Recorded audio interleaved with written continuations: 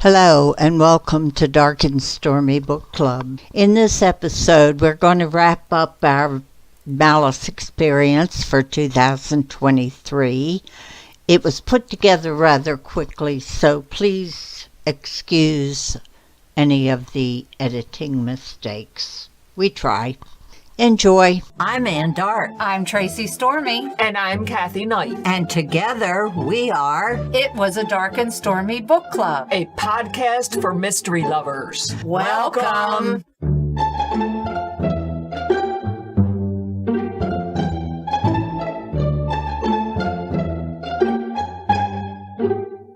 If you enjoy our show, please consider contributing to the Dark and Stormy Patreon. By becoming a patron, you will help us create better and quality content. There are also benefits to becoming a patron, such as exclusive content and Dark and Stormy merchandise. Become a supporter at patreon.com/darkandstormybc. Check our website for the link. We appreciate any and all contributions. Thank you. Hello and welcome to Dark and Stormy Book Club.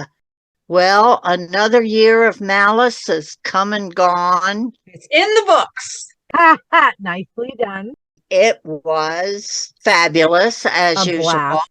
And we can't wait till next year. I know, right? I'm already picking out dresses. I know, we are too. Yeah. It was a lot of fun. And I really enjoyed being able to spend time with you guys, not just through Zoom. So much laughter. Yes. Yes, absolutely. Well, and the lunch was awesome, at deli, and just like being able to talk about whatever we want and whatever seems to come up. Yeah, it was good. The aprons were super cute. And the giveaway was fabulous. I had a lot of people tell me how much they enjoyed the little packets. So good. Yeah. There was another reason we were there, and that was to go to the awards banquet and to see all the fabulous outfits that people had on. And we just happened to be part of that. Yes. And then also to be in the presence of the award winners. Yes. It was wonderful. It was a lot of fun too, to see the excitement, and that little skit that they did at the beginning was really cool too. That was very cute. They did an homage to Elizabeth Peters. Mm-hmm. They dressed in their pith helmets, and it was very cute. It was. But we also got to sit at a table, nominees, and so it was a lot of fun to talk to them also, and then go through the actual winners. We got to sit at the table with some of the nominees for the young adult category, and then we were all clapping for every single winner that got called up onto the stage. Yes, it was a lot of fun. There are no sore losers at Malice. No. Everybody I've ever talked to since we've been a part of this organization has always says it's just an honor to be nominated. Absolutely. Yes. And they seem to support each other. So they don't nitpick each other and put each other. Someday maybe it'll be me. And then if we have anything to say about it, I'll be making a run for that stage. They will not have to call my name twice. Well, we should go over the list of the winners of awards. The best contemporary novel was awarded to Louise Penny for A World of Curiosities from Minotaur Books. And best historical was Amanda Flowers for Because I Could Not Stop for Death, Berkley. And then best first novel went to Korina Moss for Cheddar Off Dead, which I just adore that title so much, from St. Martin. The best short story was Beauty and the Beyotch. I love that title. by Barb Goffman from Sherlock Holmes magazine from February of 2022. And for best nonfiction, Promophobia, Taking the Mystery Out of Promoting Crime Fiction by Diane Vallere. The publisher is Sisters in Crime. So it was a collection that she has been putting together. I think she said there were 63 people who are in it who tell different stories about what's worked for them, what hasn't been working for them. And she collected those over the years and put them into one book. And then finally, we have the best children's young adult mystery, and that's the table that we were sitting at. Yes. And that winner was Nancy Springer for Enola Holmes and the Elegant Escapade from Wednesday Books. And we congratulate all the winners. Absolutely. I loved the acceptance speeches.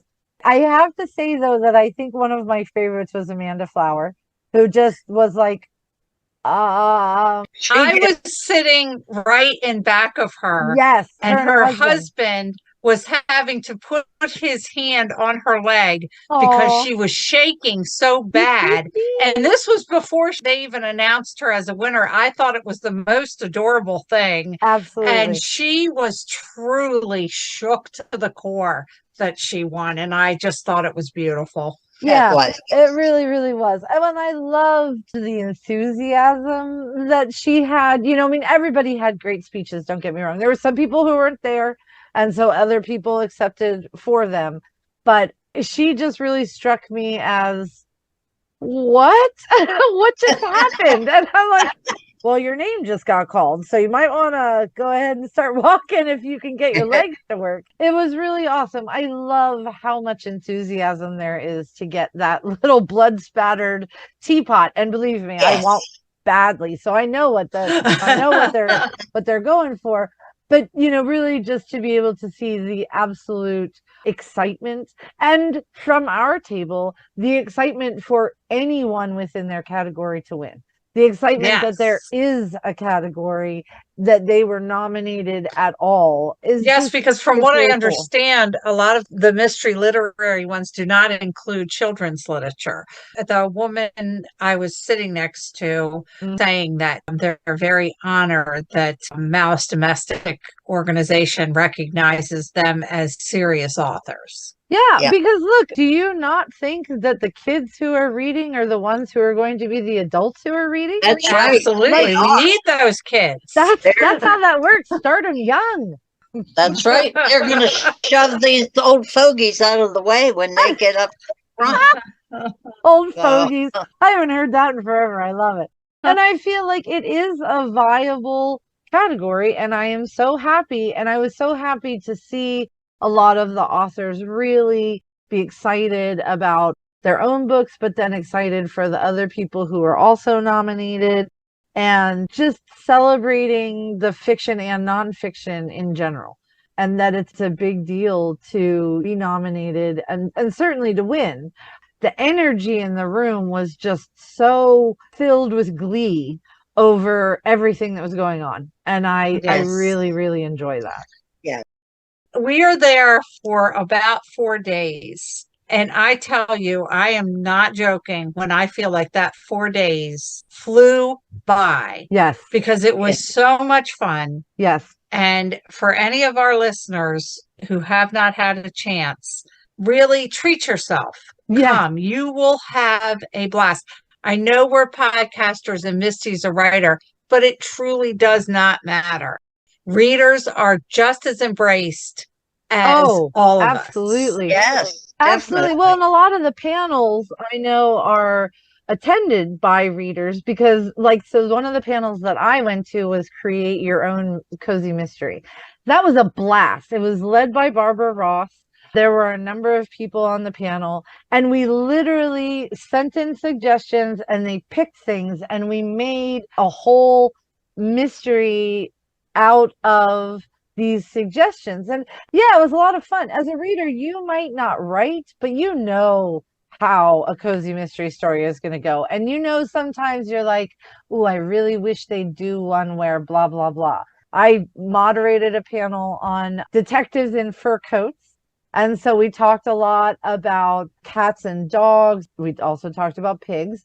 But the companions that your sleuths go through, you get a lot of excitement from those. And then they also do speed dating. I didn't get to do the speed dating this I year. didn't get to do the Yeah, speed we dating we either. missed that this year. We missed Yeah. a lot of things because I think this year we concentrated more on making connections with Yes. people. So there wasn't as much of the panels that I would have liked to gone to. I feel like the thing needs to be a week long, but Sean may take exception to you thinking that. She may be like, yeah, do you want to fill in the other 3 days? Because She looked exhausted. she looked very happy, though. I know that she was very Yes. excited to be able to come back and be back in the fold after Yes. everything that's been going on and just really soak in. That's the other part, is that soaking in the energy, the excitement, the everything that has like to as do a writer, with mystery. Misty, did you feel like revitalized when you got back? Like, I need to jump in with both feet. Yeah, there was a lot of writing going on. I was like, oh, and then I have to do that. And oh, that would be, because I won't lie, that create a cozy mystery thing. I am so writing a book that is at least parts of that, because it was hysterical. It started out with somebody who was supposedly going to be a garbage collector, but they didn't really like that. So we went to someone who is does the 1-800-GOT-JUNK thing. And so it's that, and she is asked to clean up a mess or come pick up some of these junk, and she finds that person dead. And dead, she now has to, and there were Zambonis involved, which I don't know how we got there, but that's okay. As a reader, people like to be involved in that kind of stuff. The auction alone tells you people are willing to put down some serious cash to be named in a book. Oh, yeah. And they made a lot of money for their charity, which I love. I mean, the whole thing is just a lot of fun. I have dinner with a reader that I met completely by accident the first year, because we were trying to get into the restaurant and we each wanted a table for one, because I didn't know anybody. And they're like, oh, it's going to take a while. We're trying to, we've got a table for 4. And I'm like, no, I only need 1. And so she turned around and said, do you want to eat dinner together? And I was like, all right.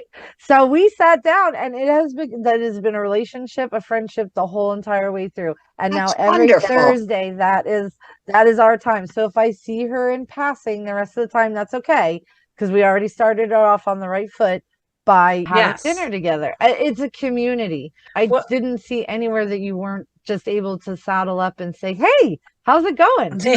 Yeah.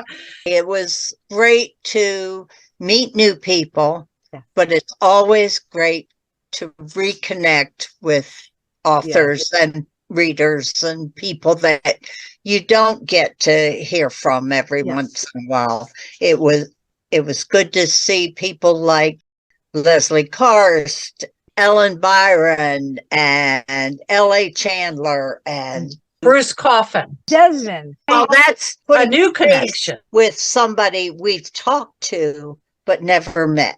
And I feel like we're partially responsible for him being at Malice. Well, no, I think we're completely responsible, because no, he had never heard of it, and we told him, you need to come to Malice and rub elbows with some of these other writers. Yeah. And then we met Mike Rubin and his wife Anne. That was nice, because Mike was one of our very first.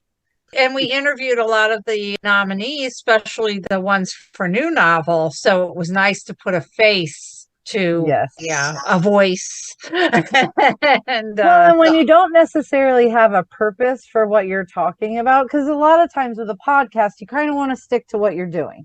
So you're talking about the book, you're talking about the process, you're talking about, what's coming next. And so you do want to kind of have a trajectory of the time that you're spending and not take an hour when you're only going to use 30 minutes. But when you're talking to someone in person, there's more of a roundness, I guess, to the conversation, where it could cover anything. What are you eating for lunch, and where did you get that? Because I need one for myself. And then that just generates, how are you doing? Are you enjoying yourself? That kind of thing. So there's a more personal aspect to it. And it's just so much fun to be able to go there and meet. Yes. It was nice meeting Lynn McPherson. Yeah. And Sue Anger. She Mhm. was a delight. Who was the one with the pig book? Her and I had quite a few conversations. Donna Ray Menard. You also, maybe you end up sitting next to somebody at the banquet or at the panel. And so you're like, oh my gosh, I love your books. And then, you can talk for a couple of minutes, or you go into the hospitality suite and get yourself some tea and sit down because the walking is a lot, unless you're using the escalator.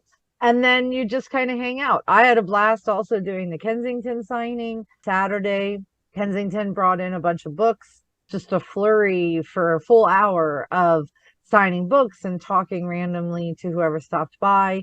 And so, there are a lot of different opportunities, at least as far as I'm concerned, to connect with different people that you might not connect with outside of maybe liking their post on Facebook, following them on Goodreads, and then too, you can make friends with people who have similar interests. If you are both standing there picking up the same bookmark and you're like, oh, I love her stuff. And they're like, oh, Yeah. so do I. And then you sit Yeah. down for a couple of minutes and just talk about what else you like. So Yeah. it very much lends itself to conversation, which Yes, not it a lot of conferences do that.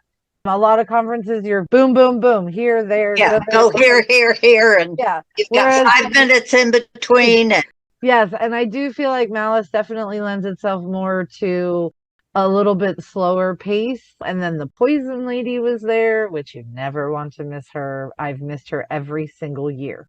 We caught her the one year, and we still are trying to get her on the show. I think she would be she was an fabulous. interesting guest. Yes. all right. If we haven't convinced you to come to Malice, I don't know what your problem is. That's right. Trivia.